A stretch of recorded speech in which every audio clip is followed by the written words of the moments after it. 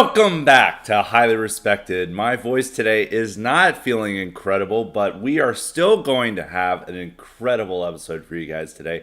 It's one of the downsides of having to record a podcast. Sometimes your voice is not going to be 100%, but we are going to have a 100% intriguing, invigorating episode today for you guys. So we will power through. So today, our first topic is not going to be based on questions. It's obviously going to be about the ongoing conflict with Iran, which is best seen as the third Gulf War, and comparing it with the two previous Gulf Wars, particularly the first one, because I think it's necessary to bring in the history of past conflicts to see what this conflict may turn out to be. And I think that a lot of the analysis and discussion of the conflict doesn't bring that in. A lot of it is talk about the Iraq War, but not enough about the first Gulf War and what we may see. Because for the first Gulf War was supposed to just be a bombing campaign. They had sent a whole lot of troops to the Middle East to prevent Saddam from invading Saudi Arabia, and they had those troops there in case they needed to use them, but they primarily wanted to use an aerial and campaign and an aerial naval campaign to defeat Saddam and to convince him to pull troops for Kuwait. That didn't work, so they had to send in the troops and to convince them from that.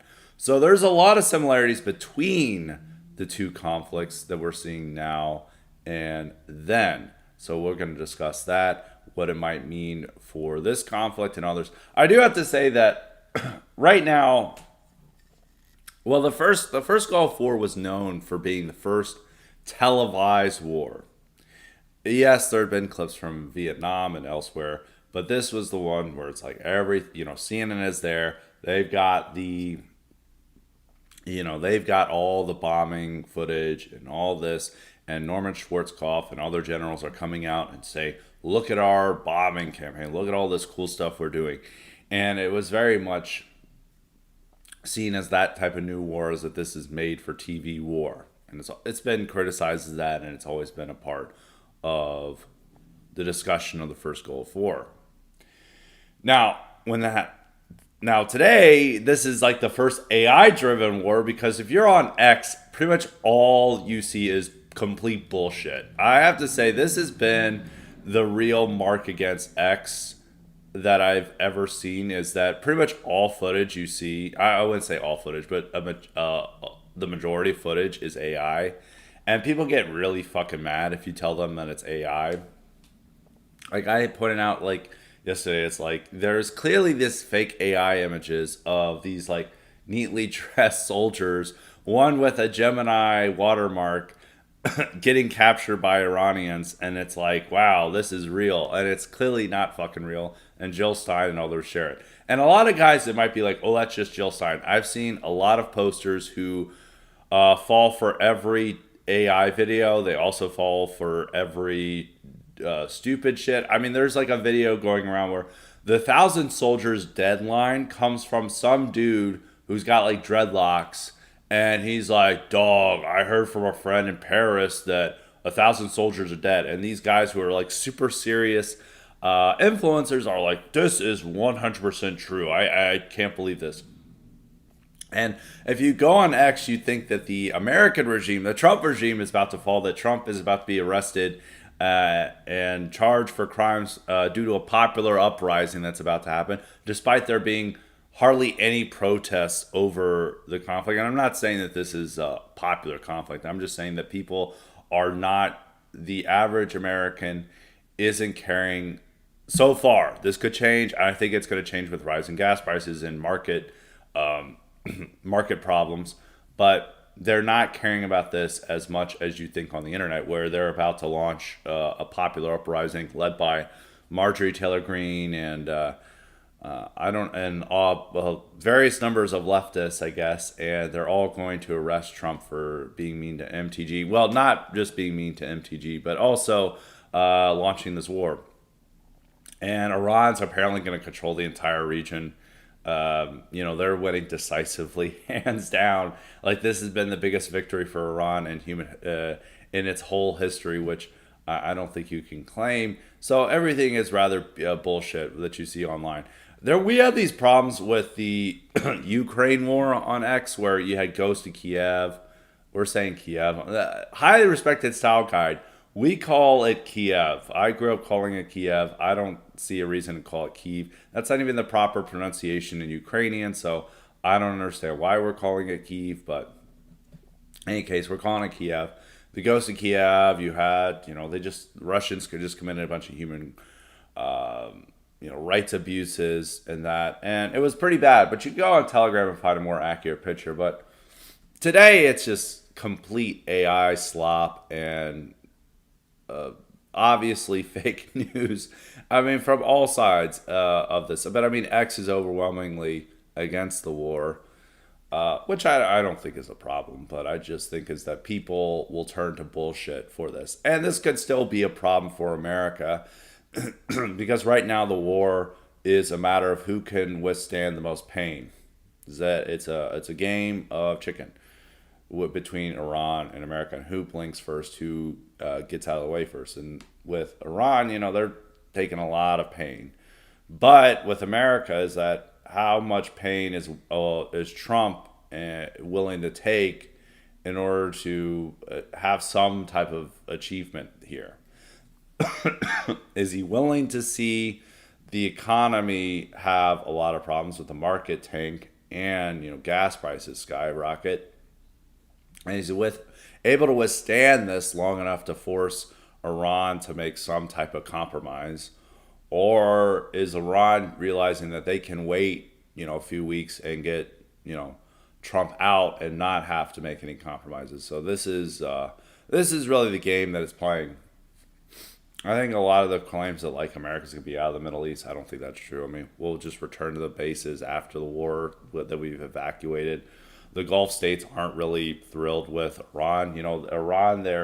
Iran's trying to make overtures, which on the internet everyone believes it's like they're now going to ally with Iran. They're not. Qatar is joining in the bombing campaign. And that was like the friendliest Gulf state to Iran. So I don't think that's not necessarily the case. And Saudi Arabia was pushing for this as almost as much as Israel was. So I don't think that that's going to be the case that America's kicked out.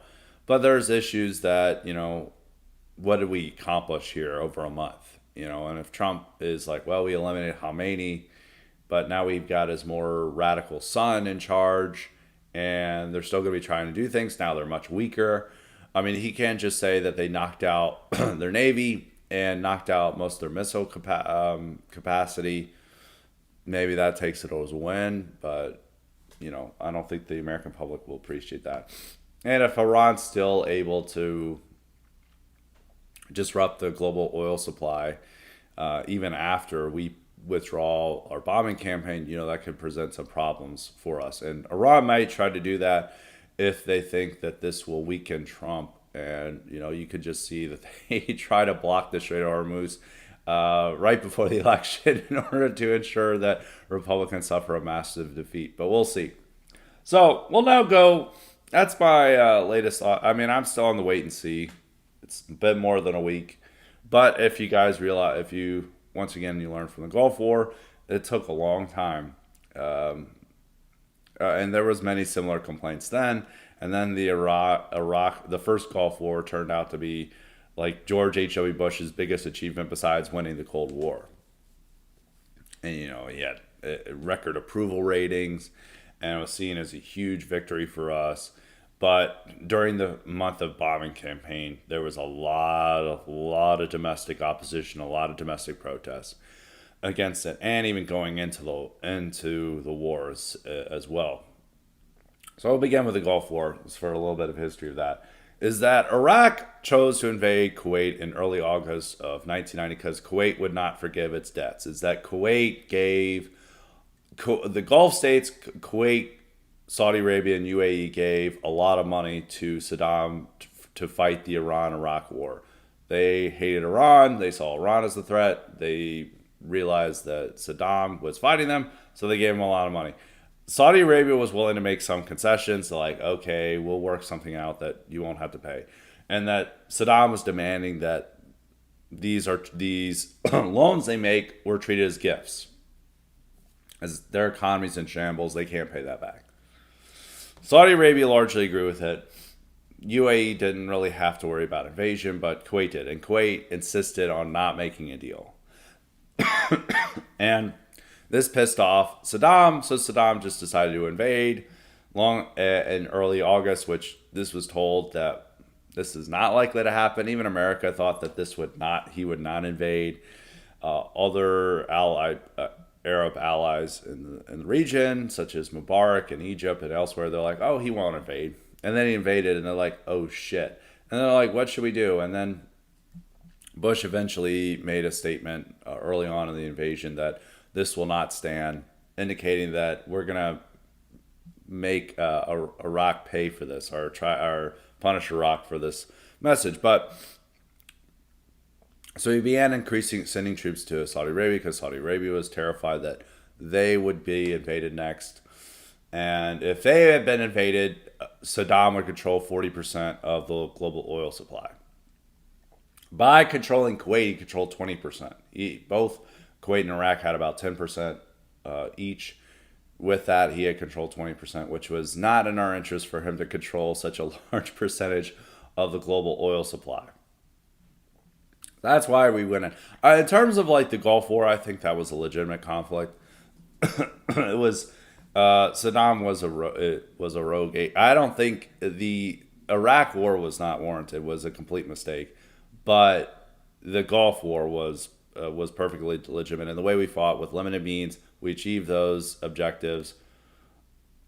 We secured our interest in that conflict, and it was driven by significant interest there that we wanted to ensure that Maniac did not control a fifth of the global oil supply.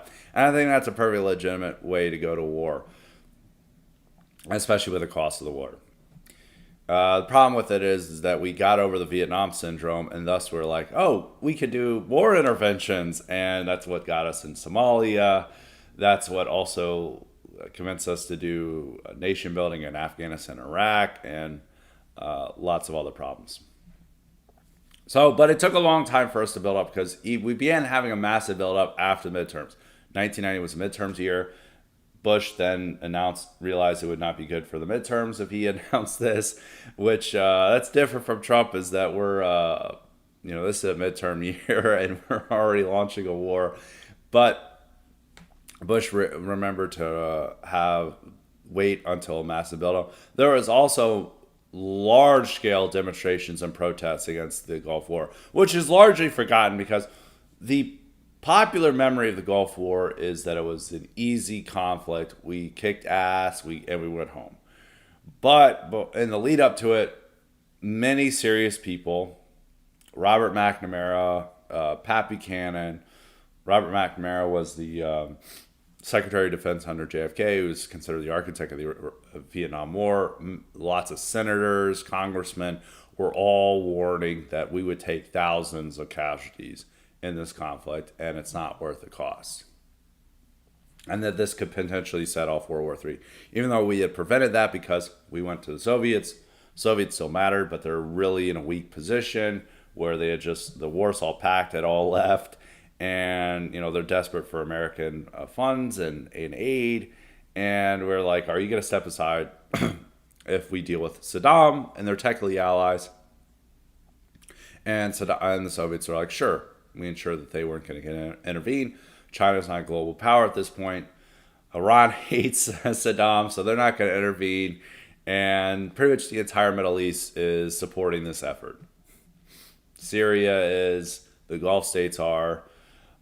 Israel's not involved because that's going to convince the Arab states to not be involved. They're supportive of this, so we have the entire Middle East on our side. And so we're able to get a multilateral decision, which is different from the Iraq War, where it's unilateral, where we're going in whether the UN approves. The UN didn't really approve, and we didn't get all of our allies on board. Meanwhile, for the Gulf War, we got everyone on board. So that was that was what we were going with in the first Gulf War. And this is a multilateral moment, so we're having to convince both our public and the world that we have exhausted all diplomatic options. So we gave a 6 week time frame starting at the late November for Iraq to start, making a deal to get out of Kuwait or some type of agreement with us to prevent war. We gave them 6 weeks to do this, and they didn't meet the deadline whatsoever. They didn't care about it. So we gave them an opportunity to prevent the war. They decided to say no, we don't care. We had exhausted all those possibilities. Now we're up for war.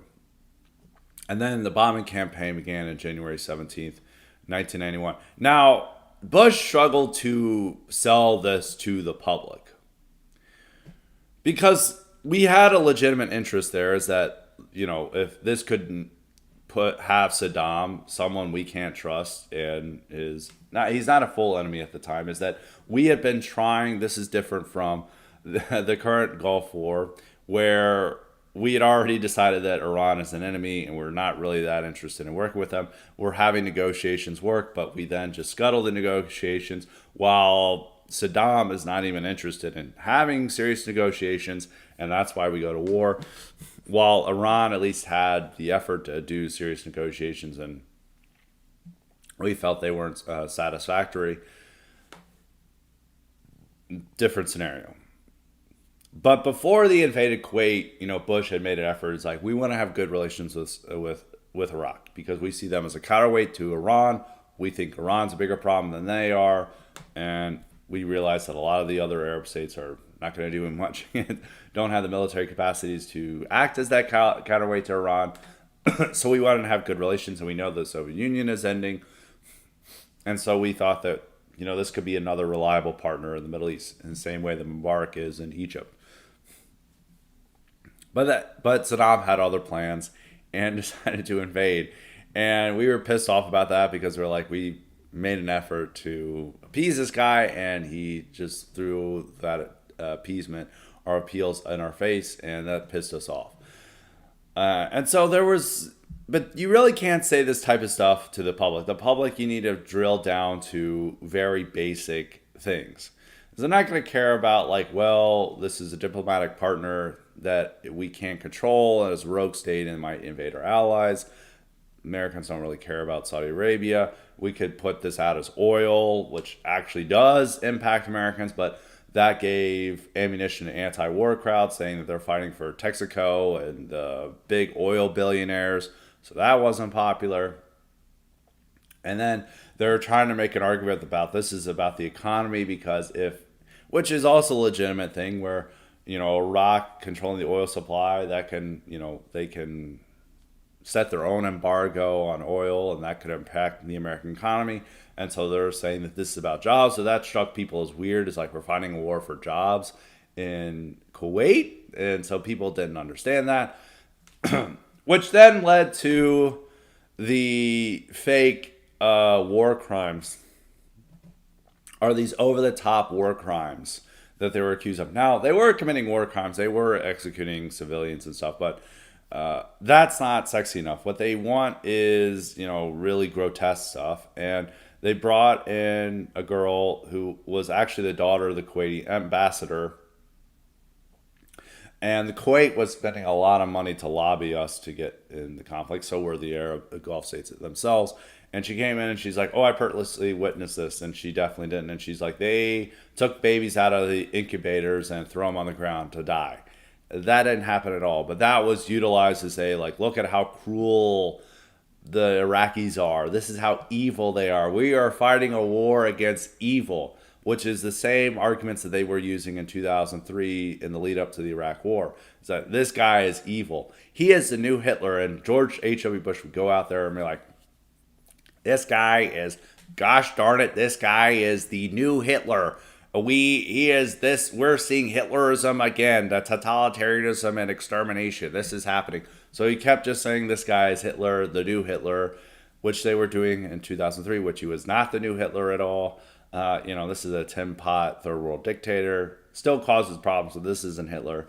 And he's saying there. And they also began bringing up the bomb. They're like, he could get a nuclear bomb. So we have legitimate interests as an empire, or as a country, really not overlook the empires, that we have legitimate interests in there, that we have this rogue agent who, this rogue state that's trying to gobble up lots of the world's oil supply and utilize it for his own interests, and we can't trust him with this. And it's not in our interest for this. And this guy is violating all the rules of international law that we've established. And, that's causing problems for our allies in the region and destabilizing the region. But that's not a way to pitch the American public. The American public's like, I don't care. We're not fighting any wars for oil. So we had to make up things saying that, like, this guy, they're killing babies. He's the new Hitler, and he's going to build a bomb, which they were at this time still developing weapons of mass destruction, and they were still trying to build up a nuke, which they had stopped doing after the war because, they don't have the infrastructure anymore. And Saddam really just, didn't have the money. It was a much weaker country after this. He nearly got toppled following the war. And, he's just holding on for survival. He didn't really have the efforts. They were still trying to build a bomb, but I was more accurate for that first Gulf War, but it's also that. But all with the heated rhetoric, we were also setting up the standard that we want to get rid of Saddam, which is something we didn't achieve, which then created this support base for the second war, which was stupid, is that we didn't have a long-term peace, is that we should, even though I think a decapitation strike against Iraq in comparison to a lot of other states would have worked, if we just killed Saddam and his two sons, we would have gotten someone much more moderate in there who would have 100% made a deal and been like a Sisi or Mubarak that we have in Egypt. That would have been someone we could have easily worked with. It was really just Saddam was the problem. Is he was a a paranoid maniac, which we'll go into more in an IQ supplement, which will either be this week or next week. But so we had that, leading up to it.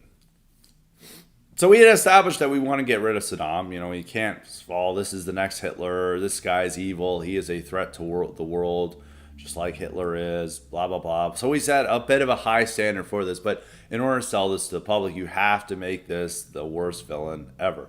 Today, we're not even really doing that. Trump, I guess it is honest. It's a breath of fresh air that we don't have the ridiculous nonsense that was being peddled both in the first Gulf War and the second, where it's like, we're fighting for freedom. We're having freedom fries now. Saddam Hussein's going to invade America if we don't fight them. We'll have to fight him here if we don't fight him there. All that type of nonsense that was there. Here, we're a bit too honest, saying that, like, oh well, Israel's going to attack. If we didn't join in, we were going to suffer the consequences. We're going to get attacked anyway, which we should have just told them no. I guess we are a bit more honest about our reasons for this. Is that we realize they're weak, and the reason why we're doing this against Iran isn't because they're the greatest threat right now, is more than they've ever been. It's because they're the weakest they've ever been. And we have an opportunity that they feel to strike to permanently kneecap them in a way that we didn't before, where in the past we had to worry about consequences, but we're still paying a price now, is that we felt that this was the one time we had, where they're weakest and we struck, rather than they're strongest or most threatening. And they've been a little bit more honest, but they've done a terrible job of selling it to the public because there's no buildup. We have this massive bombing campaign, no preparation for it for the public, and then they go over and they're like, oh, we're helping spread freedom there, and then there's no protesters, there's no attempt at real regime change. So then they're like, Israel's going to attack if we didn't attack, and that was going to hurt American troops. And then we're just kind of like, just trust us on this. And it's not been very convincing for the public, which is why the public doesn't have much support for this, which there was a much greater degree of support for the first Gulf War because they made a lot of these stupid arguments, but unfortunately are very appealing to the public. And they were getting these war atrocities stuff out there that while the Iraqis were committing war crimes against the Kuwaitis, they were not killing babies. They were not throwing them out of incubators and stuff. It was like they were shooting, executing, leaders of Kuwait or anybody who resisted them, but that's not as engaging as throwing babies out of their incubators. So the original plan was just to have a bombing campaign that would decapitate the regime, potentially kill Saddam, and that would force them to retreat from Kuwait without having to send any troops in to attack the Iraqis. We thought we could win the war through a bombing campaign, and it started on January 17th, 1991. And then by the time of February, we realized this was working. And there was also a lot of popular unrest with it. As I mentioned, there was a lot of protests both before the war and during the bombing campaign against this. And public wasn't happy because it's like, what are the results? We thought this would be a week, this would last a week, and we're not seeing anything. And they had knocked down a bunch of our fighter pilots, both British and American, or coalition forces, and were torturing them and putting them on video to make propaganda videos. So there was a lot of, unease around this. And eventually we realized we're going to have to send in troops to knock out the Iraqi forces in Kuwait, and that worked to get them out of there. But we had a very long bombing campaign from January 17th to the ground invasion started February 24th. So that was over a month. And that's basically the plan we have, like 4 or 5 weeks, a month time of a bombing campaign. And we'll have to see if it works. But, this is also what the effects of it are. And there was a huge spike in oil prices when Iraq took over Kuwait.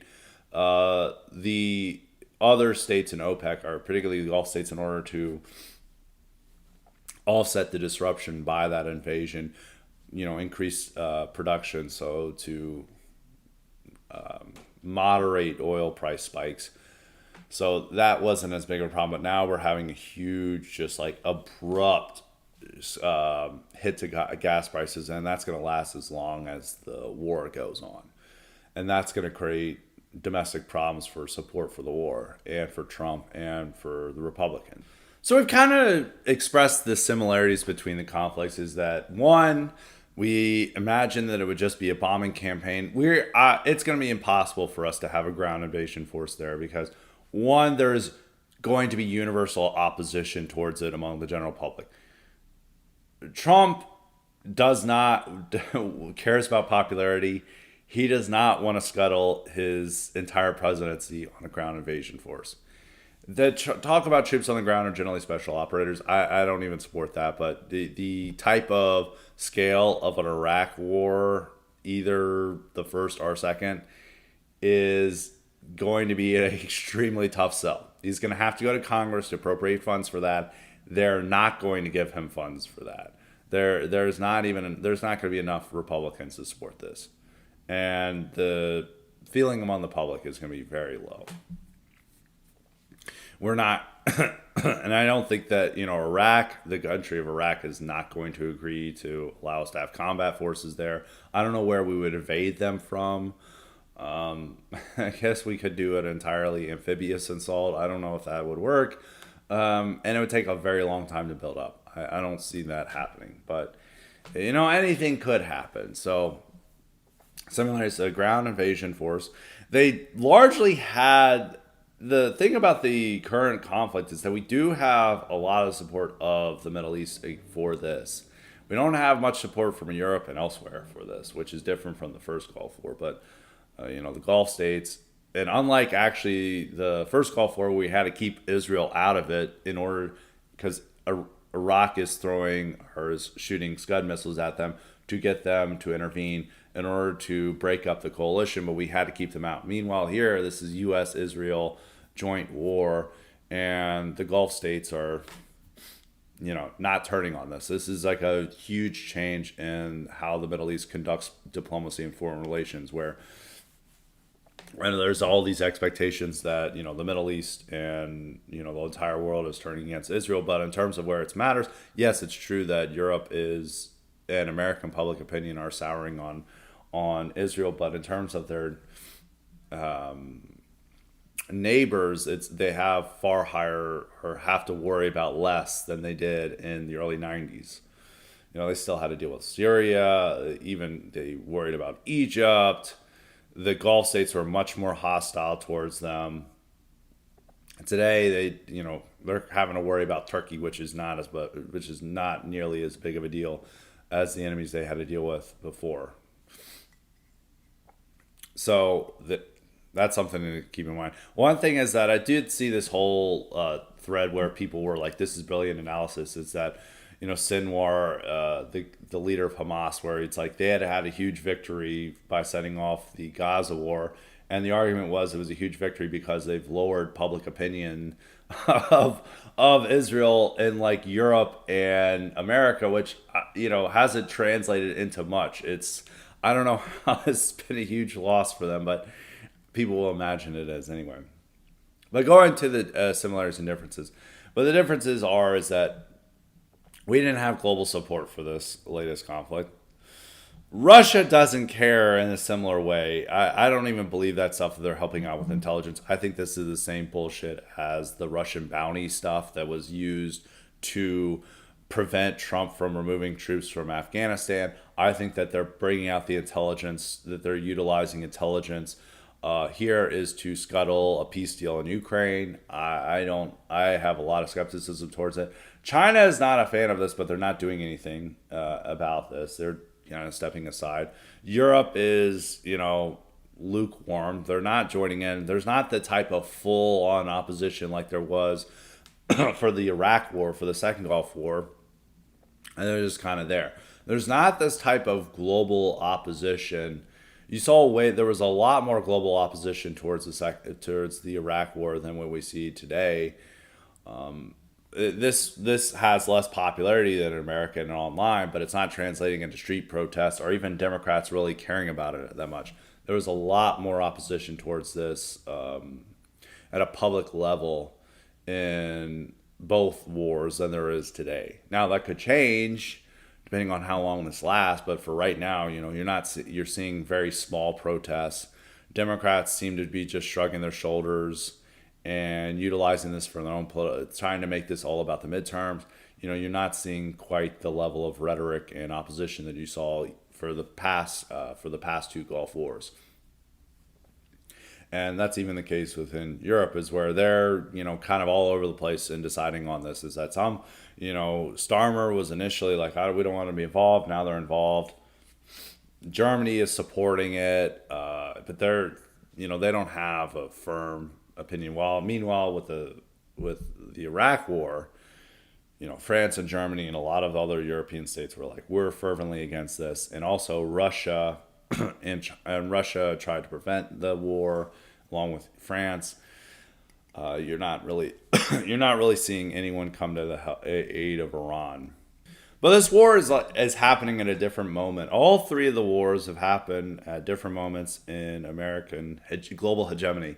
Is that the Iraq War, the first Gulf War, announced America as the only world hegemon. Is that the Soviet Union, despite Iraq being an ally, that they've sold weapons to them for many years, didn't intervene, and it just allowed America to do as they pleased and to establish the new world order, as George H.W. Bush famously said. And we were able to get pretty much the entire world on our side to do what we wanted and to be the world's policeman. This is the world's policeman, and we're facing zero opposition.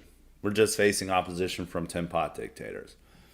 Then the second, we've been a full decade into world hegemon, but we're facing more opposition to this, both from Europe, from Russia, even some opposition from China over our move. But we're still able to do a unilateral assault on Iraq. We're able to cobble up enough allies who want to be on good terms with us. A lot of Eastern Europeans, the Brits, Australians. And we're able to invade Iraq And then there's a lot of hubris in thinking that we can just turn Iraq into another America through nation building. It was us overstepping our what we're capable of. Is that we felt that in the first Gulf War, we're just simply enforcing the world order we wish to see, but we're not trying to do any type of radical experiments here. We're just like, we can do whatever we want. We're going to do a radical experiment here to import Americanism to another state. And it failed miserably. Well, we had this. Now, this new war happens when American global hegemony is being challenged by China, by Russia, by Iran, by one of these people, one of the partners in there. And we're going at it alone. We don't even have real arguments for it. We're just going in there for the hell of it in a lot of ways. Under Trumpism, there's no talks about Hitler or even the Neville Chamberlain stuff. Like, people are just like, we don't even care about trying to say this. This is just, we're going in, whatever. And we can because they're weak and we're strong. It's almost a social Darwinian way of doing this. And we're seeing what can work. And we're trying to see how the new global order works and what we're able to get away with. Well, that's similar to the first Gulf War, is that this is establishing what the future may look like. And that's happening with that in a post-Cold War era. Second, we already know what we can get away with. We're just doing it anyway. And here we're seeing what we can do once again when we have China as a rising global power. Russia is asserting itself much more so than it did in 1990, 1991, and in the early 2000s. And you're taking out a much stronger partner, or trying to neutralize a much stronger state than Iraq. Iran is a much greater power than Iraq was in 1991, and especially in 2003. In 2003, it was a very, very weak state, and we overstated its ability to threaten anyone. So that's what we're seeing now. So I think it's important to look back into the history of how we gained this engagement. Is that in the first Gulf War, during the bombing campaign, a lot of the same concerns, maybe not as hyperbolic as imagining the American regime is going to fall if this bombing campaign doesn't work. People were very much worried about thousands of casualties.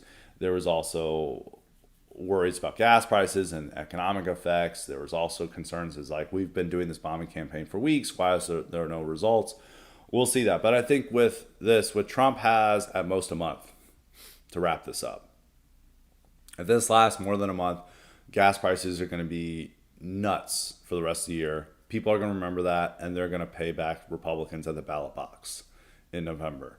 And so Trump has to end this as soon as he can and declare a victory. I don't know what type of victory he's going to have. I do suspect that Iranians are just not going to give him the deal they want, but he's going to, U.S. and Israel are going to neutralize a lot of their, destroy their navy, destroy a lot of their missile capabilities, wreck more of their nuclear facilities, oil, and they're already, even though this is, again, America is apparently offended by this, is that Israel's now targeting their oil facilities. They're going to be much more, they're going to be a crippled state. As somebody said, a wounded animal. They may determine that they're not as much of a threat as they were before, or they might even be more of a threat. We'll see. And they'll just conclude, we knocked out their navy, we knocked out their missile capabilities, we further depleted their ability to build a nuke. Victory is ours, so we're just going to go and stop, and we'll see if Iranians stop firing missiles. But I mean, if Iran is losing its capability to fire off all these rockets and drones, then they may just say that's a victory in of itself. And so we'll see, but I don't think that will that won't be the victory they imagine, but it will be enough of a victory to extricate ourselves from this. Gas prices to return to normal. If we clear up, keep the Strait of Hormuz open, keep gas prices, keep gas coming here, and Americans will probably, and if there's minimal casualties Americans will forget about it.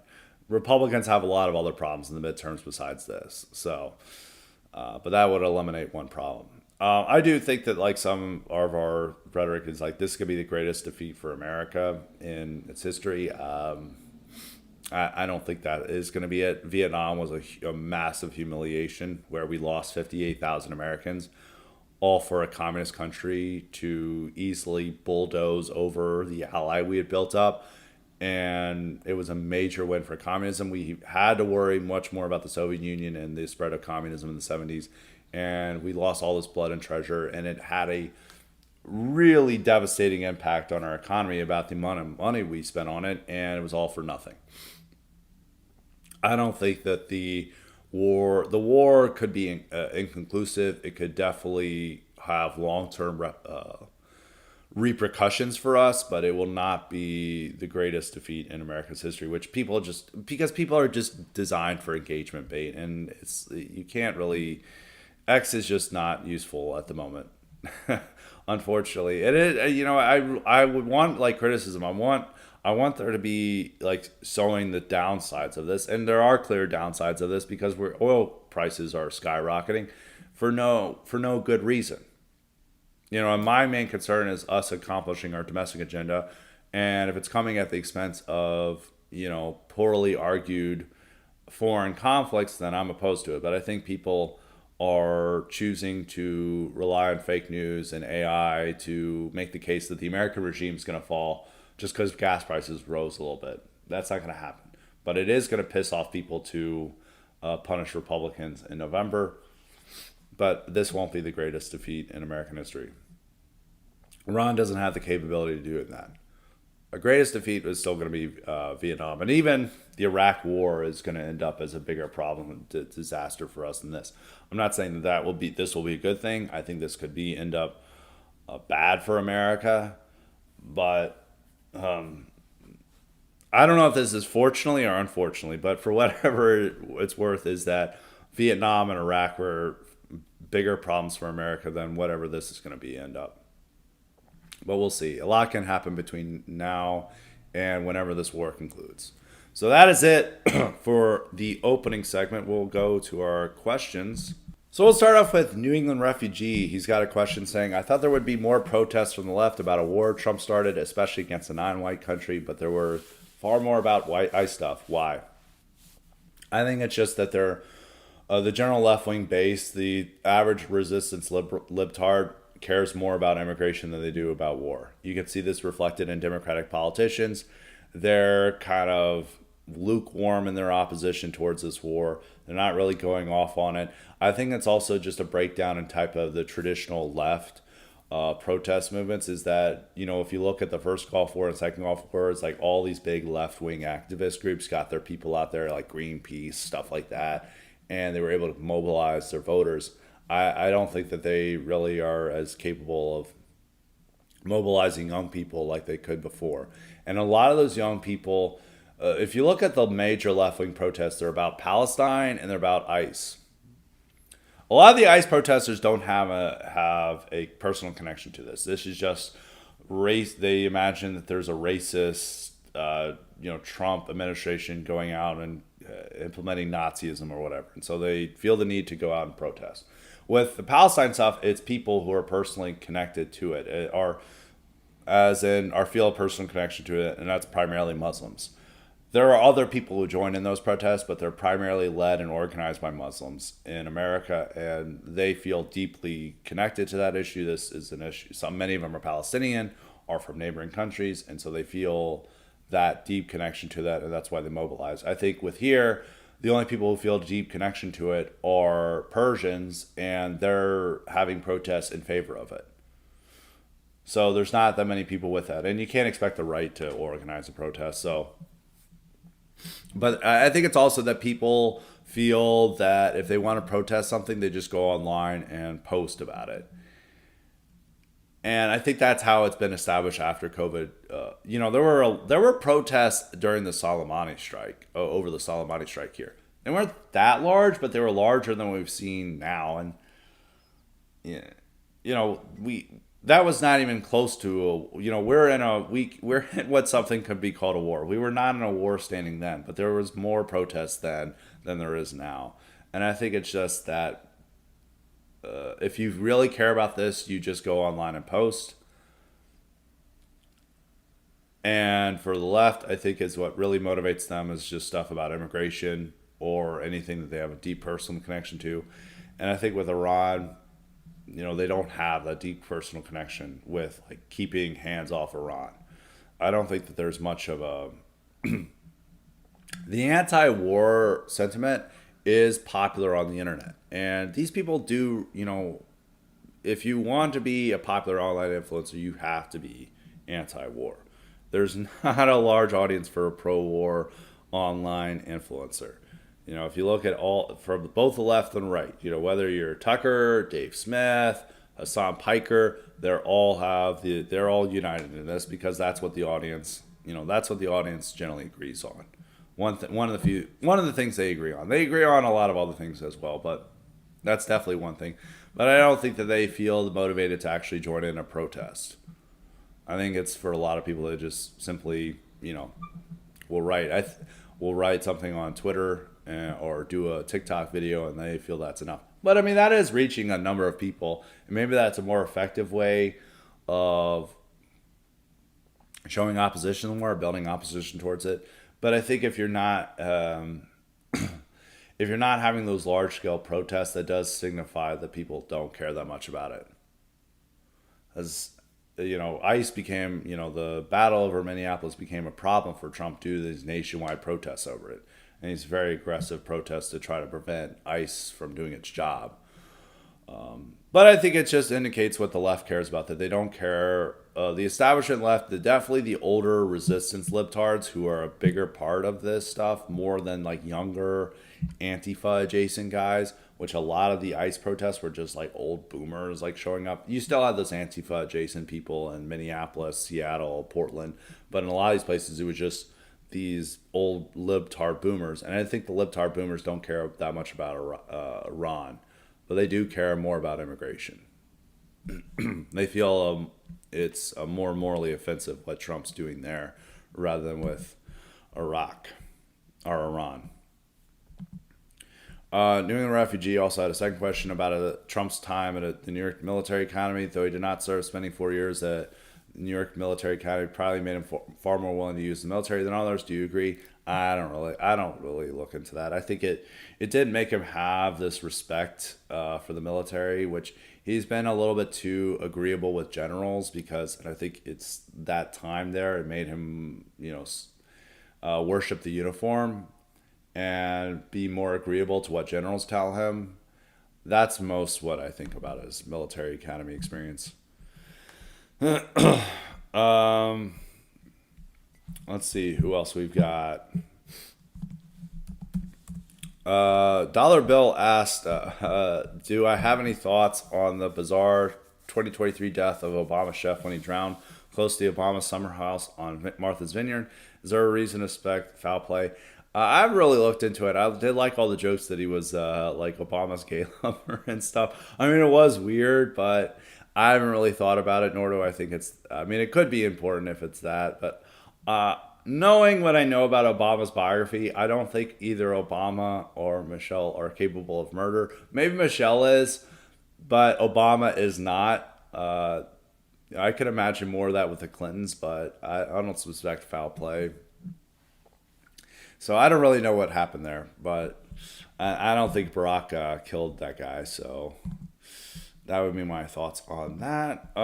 James has a question saying, while I don't believe that the Iran conflict will amount to much toward the midterms, it does seem to highlight the online right's biggest weakness of fickleness. I'm not in favor of prolonging Iran, but I am in the camp of waiting it out. However, much of our side is feeling betrayed and have felt this way since the summer of 2025 comments. Well, if you want higher engagement, you be hyperbolic and hysteric. And so we are an algorithm-driven movement.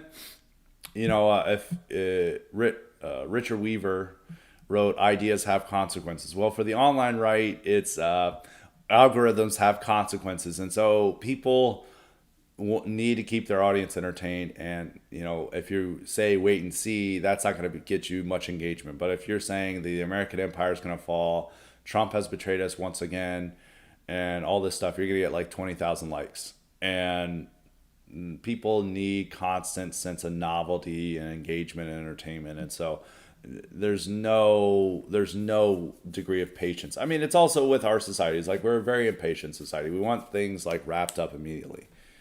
Even in the 1990 with the first Gulf War, where I pointed out is that the American public was already becoming uneasy with it by the fact that we hadn't seen victory after a week of bombing. So I think there's that, and I think it's especially online, especially with online, because there's constant need for immediate gratification. And the stuff is that I think it's a huge difference from the first Trump term, is that you didn't really get much engagement from attacking Trump in the first term. Now you get more engagement from being attacking Trump than you do for promoting him. If you're an online influencer, it's smarter to be a wayward Trump supporter who's saying that Trump betrayed me again and the movement's over. It's far smarter for you to be that than to be a Trump supporter. The algorithm rewards you. There's a bigger audience for it. I think it's also that a lot of our audience on social media is now as foreigners, and all these foreigners hate Trump, even if they're right wing. You can see that with a lot of the European nationalists. And so I think it's just it's a matter of that people, the audience demands immediate opinions. They want you to be anti. They want you to say that the worst is happening. They want you to say the sky is falling. That has always been the case with our consumer market, and it's getting more true by the day. So I think people don't like the war for legitimate reasons, and people are upset about it, and they're tweeting out their emotions, which I think in some places are warranted, but it's also what the algorithm rewards. And there's all these stupid comments like X is suppressing anti-war commentary. Are you kidding me? Like, X is entirely anti-hostile to the war. It's like why there's all these fake AI videos that go viral, and it's doing nothing to suppress them. So yeah, I just think it's that a big reason that more people are moving in that direction is because they feel that there are more rewards for being an online influencer by being anti-Trump than being pro-Trump. Some people are legitimately that way, that they've decided that this is better for them, or that that's what they generally believe. But I think it's also that they're rewarded by the algorithm and the audience for taking these positions and saying they're betrayed. Is that we have, our side is very much addicted to betrayal porn, because we want to feel like we just showed up at our house and we found Trump with another. I don't know if we want to imagine Trump as another as another man in a relationship. But let's say it's our wife, and like people are just like obsessed with this, finding their wife in bed with another man, and like a lot of people are just like wanting to imagine that with like Trump as our wife, and where he just keeps cheating on us, and like we have been betrayed again. And a lot of the rhetoric is just all about that. Is like they're getting off on this in a way. And a lot of these guys haven't been Trump supporters for a while, but algorithms have consequences, and we see those results on a daily basis. He also asked, could I do an IQ summit on Elizabeth Holmes and Theranos? Maybe. Maybe. We'll think about it. Nitro has a question. First off, congratulations on your highly accurate prediction of Noam's ouster. What do you think of the new leadership, and is this generally a good sign? Noam getting out is a good thing. Somebody asked about Mullen, Mark Wayne Mullen. Let's see who asked about Mark Wayne Mullen. Somebody did ask about Mark Wayne Mullen, but we'll get to that question now. I think it'll be better. I think it'll be less corrupt. And Noam getting out, Noam was just running a clown show there, so it's a good thing. I think it's a good sign that she's out, because there was just way too much corruption. Mark Wayne Mullen is a bit of a clown himself, but far less so than Noam. And I don't think he's going to be as corrupt. And I think it's going to be more focused on the mission and not playing dress up and doing advertising that like Noam was doing. Second, do you think Trump has basically decided to say screw it vis-a-vis the midterms, or is this highline talk on Iran just a typical Trump negotiation tactic? No, he's definitely not saying screw it vis-a-vis the midterms. I think it's just that he feels that he can do more on the forum, on the global stage, and he wants to have a lasting legacy. And he's taken out Maduro, and he feels he can now take out Khomeini, and that this will establish him. This will ensure his name lives on in history. He wants to establish a legacy for himself, and I think that's why he's so eager to do these radical foreign policy measures, because all our presidents eventually find this with domestic policy. And so they can't do anything domestically, so they turn to foreign policy matters. Nixon was like this. He's like, I couldn't do anything domestically, even though our whole side thinks he was about to implement like fascism here or something. He couldn't do anything domestically, which is why he just focused on foreign policy matters. And a lot of presidents end up doing that because Congress won't pass anything. They can't get any of their agenda through. Everything that they want to do, they have to do by executive order, and that's limited by both Congress and the courts.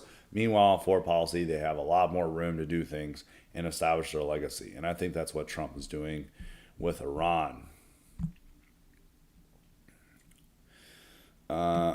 Yeah, Duna Normative asked about Mark Wayne Mullen. I'm not the biggest fan, as I said, but I think he'll be better than Noam.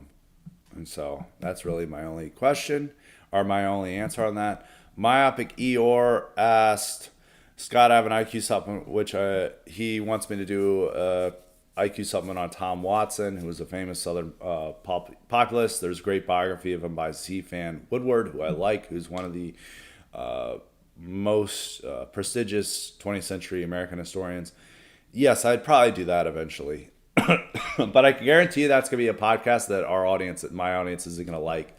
That's going to be one of those requests that people do, and they're like, can you please do this? And then, I get like 0 comments and like 5 likes on it. And but we'll probably do that down the line. We'll do that down the line. K-Max has questions. He has one. For his role in the Iran conflict, could Lindsey Graham finally be vulnerable to losing his Senate seat in South Carolina? No. They're never going to get rid of Lindsey Graham. Like, it's like people have been trying to get rid of him for years.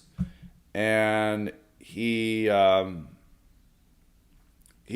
going to get removed from office. He's an effective fundraiser. Nobody can compete against that. They can't get rid of him. No, we always think he's going to be vulnerable in a Senate primary, and then he wins by like 40 points. And this time he's got like 2 different challengers. There's a lot of attention towards Paul Dance because he's appealing to the online right, but I don't know how much that's going to translate into a primary. But no, Lindsey Graham's going to still win his primary. He sucks, but it's the time to have removed him. They thought that this was really going to be a good time in 2014 when this is a Tea Party era, and they're like, we're going to finally get rid of him. This is going to be our time. And then they ran, and they're like, oh, he easily won. A lot of Southerners just don't. They just vote for whoever the incumbent is. He's like an R. They're like, well, I'll lock him. He's R. He's a Republican. And then they vote for him. And a Democrat is not going to beat him in South Carolina. He's got R by his name.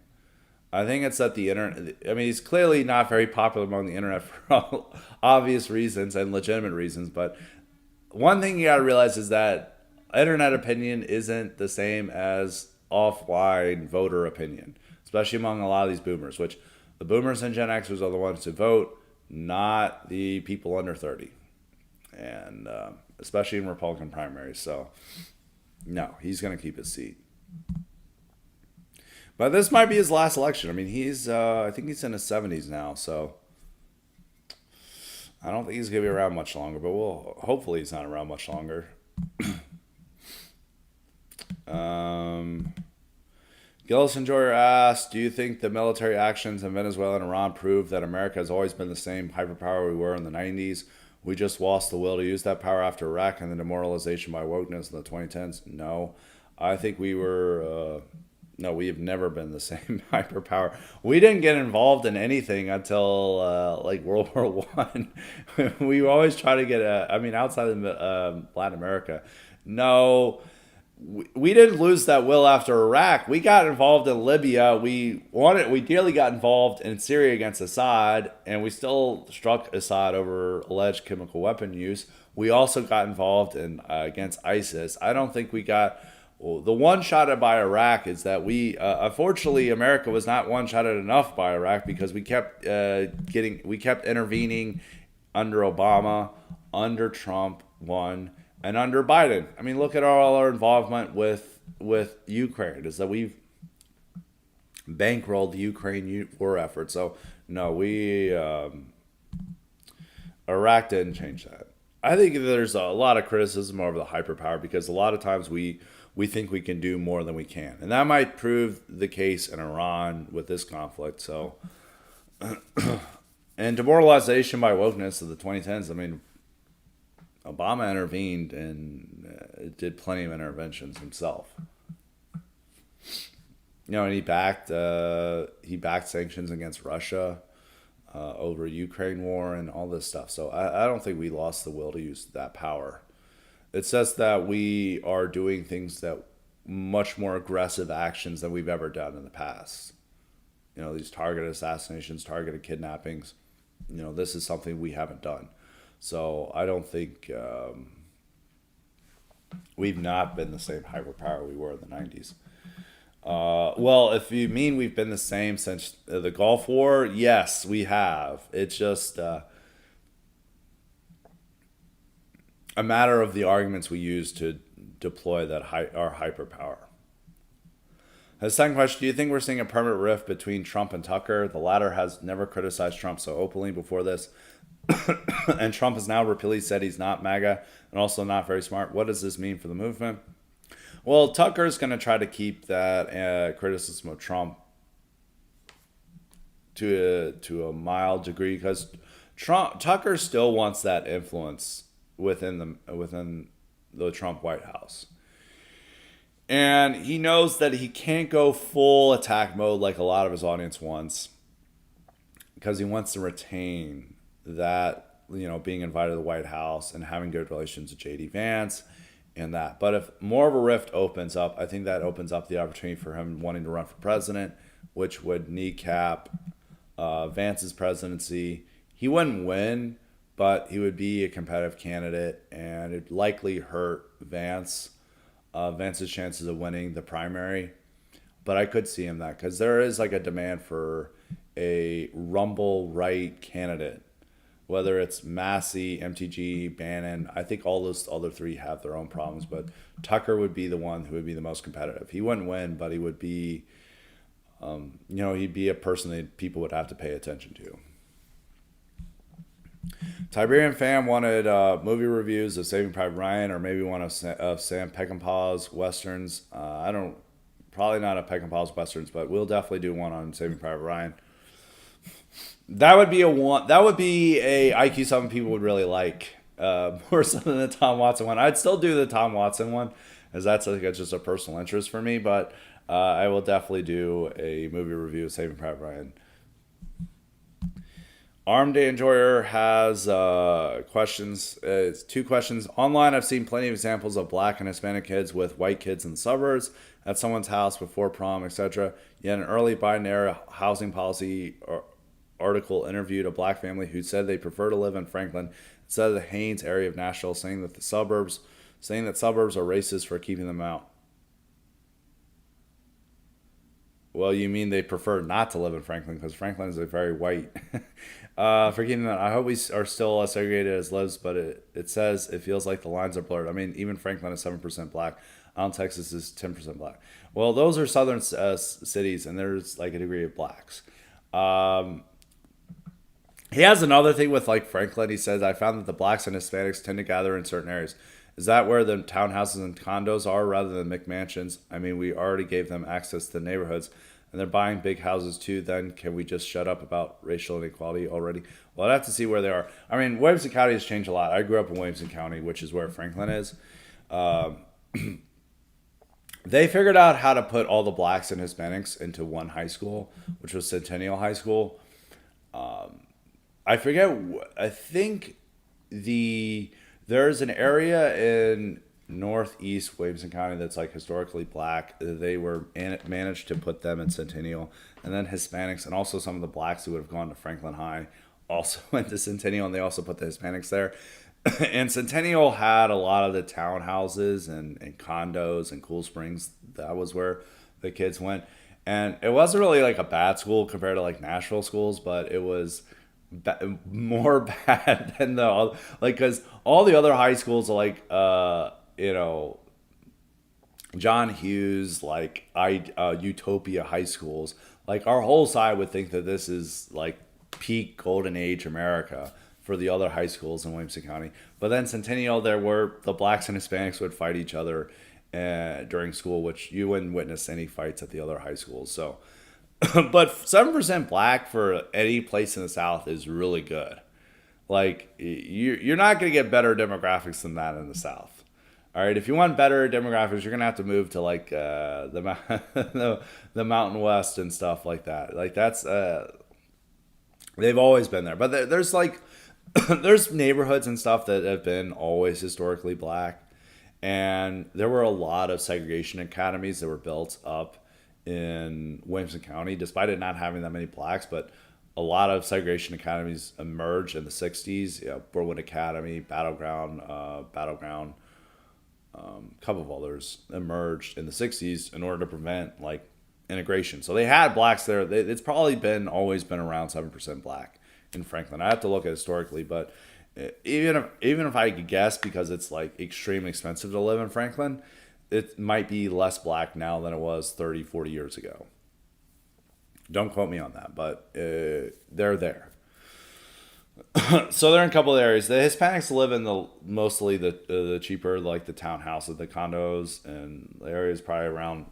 I would imagine that those areas are a lot different than they were when I was growing up. Probably a lot of Indians there now. So I wouldn't have the best guess on that, but there's a lot of historically black areas in Williamson County.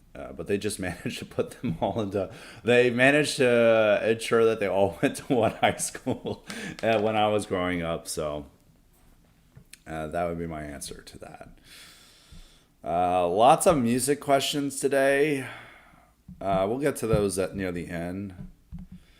Costco Frank asks, can you say more about what you call the Goyish tendencies in the GOP and how it stymies them from exercising power? I thought it might be a generational thing like the Senate boomers keeping the blue slip tradition, but then you see Brylan Hollyhan types and wonder if it's something more. I don't know if it's like, it keeps them from exercising power. Bush launched a unilateral war in Iraq 2003. That's like exercising power. And then the Patriot Act and all these international kidnappings and stuff, that's like exercising power.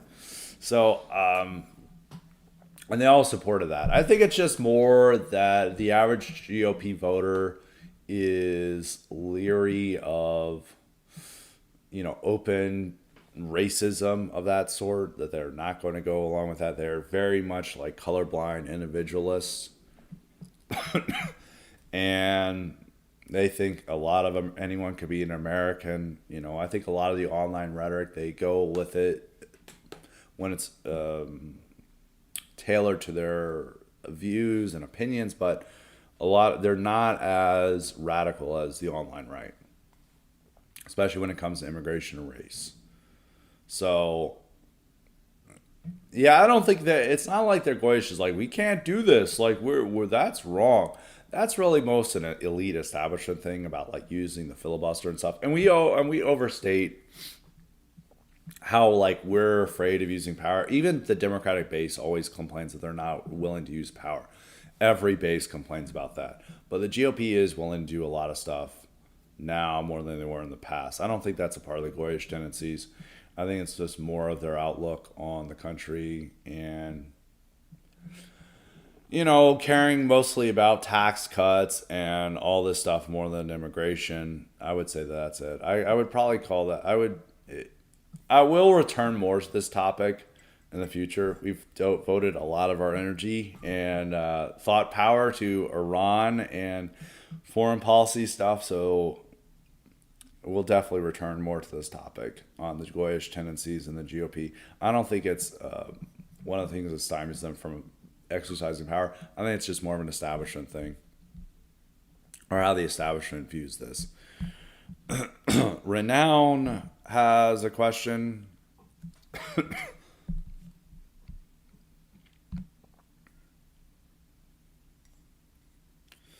um, I don't know.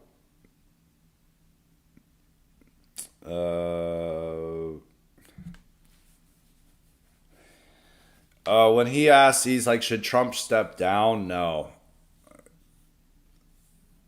So he said the question: should Trump loyalists, those who care about his legacy, hope that he steps down in 2026 or 2027 and allows JD Vance to lead the country in the next presidential election?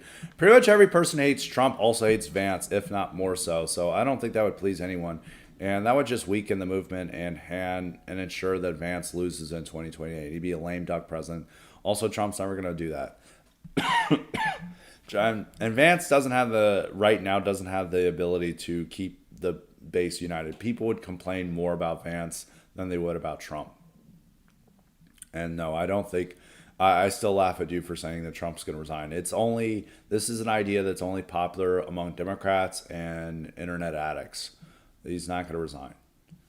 What our side wants is that Trump, Vance both resign, and Mike Johnson resigns. Somehow Fishback or MTG or Casey Putsch becomes Speaker of the House. I don't know how that happens. Or Tucker or Bannon. And then they become president. And then he has 95% approval rating for after nuking Tel Aviv or something. That's really what our side thinks. So no one would be happy with that. They would then demand Vance resigns and is arrested for, I don't know, crimes against America or something. So no. It would just weaken our movement. If you want to ensure that the GOP returns to its old pre-Trump form, you should want Trump to resign. If you want like Paul Ryanism back, advocate for Trump to resign, because if you resign, you're gonna kill MAGA. You're gonna undermine it. You're gonna undermine Vance. You're gonna undermine any potential successor to Trump who would carry on America First and MAGA, and you'd have a much worse situation. He also asked, like, what's the process for winning a Pulitzer Prize? He wants to nominate Michael Tracy for a Pulitzer. I think you have to go through a major publication to do that. I don't think a major publication is going to nominate him. So I don't think he's going to win a Pulitzer for his reporting on Epstein. But I don't think you can start a campaign on that. So... I think I can go to the music questions, and then we will go to LK Rurik. So Ken asks, thoughts on Opeth? I hate Opeth. I don't like Opeth.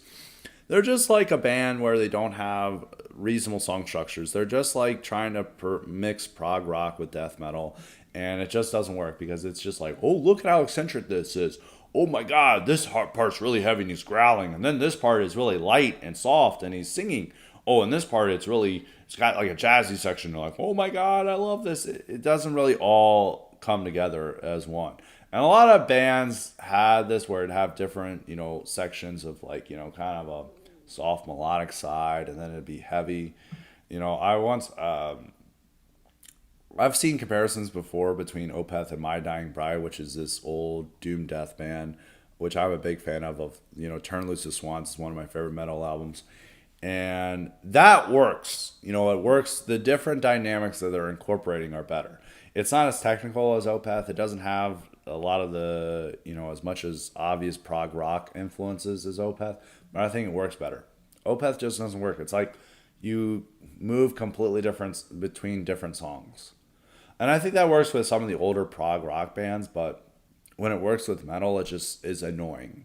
And I never thought that their metal parts were really strong. I didn't think that they had really what's necessary. The meat of metal is like solid riffs and, that really strong emotion. I don't think that they always failed in that.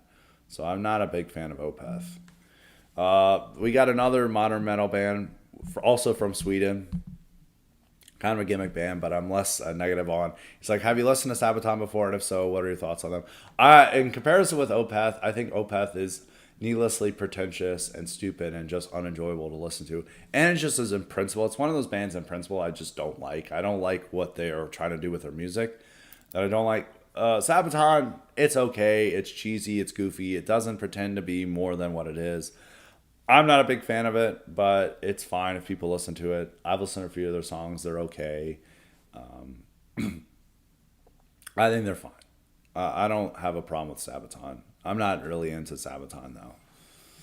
So that is my answers for that. And now we will conclude with LK Rurik. If I, for some reason, missed you, harass me and I'll get to you for the mailbag. He said, you said in the mailbag that you were unfamiliar with the Fallout series, and since I don't really care about the current thing, I guess I'll ask about that. The Cliff Notes version is that there was so he explains Fallout.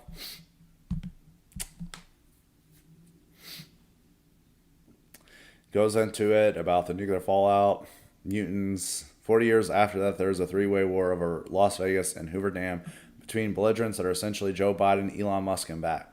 On a scale of 1 to 10, how intriguing do you find this? Also keep in mind that I left out a lot of important details for the sake of brevity. I think the storyline sounds not fine. It sounds like an interesting post-apocalyptic story. I've seen a lot of references to it our side. I find the storyline fine. So I'd give it 7 out of 10. 6 or 7 out of 10. So that indicates some degree of interest. So that is it for Highly Respected today. We will be back with more great content later this week, so be on the lookout for that. So until next time, stay respected.